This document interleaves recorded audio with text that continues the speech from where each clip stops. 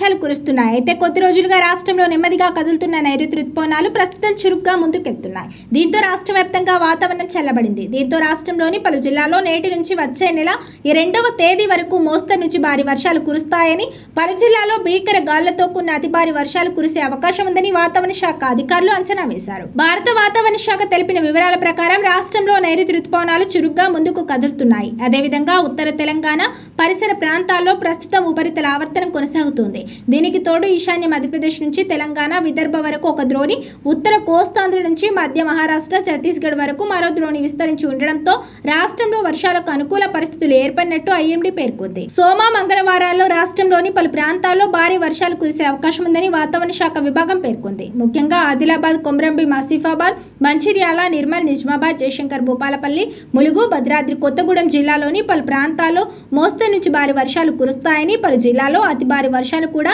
నమోదయ్యే అవకాశం ఉందని వాతావరణ శాఖ అధికారులు అంచనా వేశారు. వర్షాలతో పాటు రాష్ట్ర వ్యాప్తంగా ఉరుములు, మెరుపులు సంభవించే అవకాశం ఉందని, గంటకు 40 నుంచి 50 కిలోమీటర్ల వేగంతో ఈదురుగాలు వీచే అవకాశం ఉందని అధికారులు వెల్లడించారు. ఈ క్రమంలో రాష్ట్ర వ్యాప్తంగా అధికారులు యెల్లో అలర్ట్ జారీ చేశారు. వర్షాలు, గాలులు తీవ్రత దృష్ట్యా ప్రజలు జాగ్రత్తలు పాటించాలని అధికారులు సూచించారు. వర్షాలు, గాలుల సమయంలో చెట్ల కింద ఉండొద్దని, విద్యుత్ స్తంభాల వద్ద హోర్డింగ్లు ఉన్న ప్రాంతాల్లో ఉండొద్దని, సురక్షిత ప్రాంతాలకు వెళ్లాలని అధికారులు సూచించారు. మరోవైపు భారీ వర్షాల నేపథ్యంలో లోతట్టు ప్రాంతాల ప్రజలు, రైతులు, ప్రయాణికులు అప్రమత్తంగా ఉండాలని అధికారులు హెచ్చరికలు జారీ చేశారు.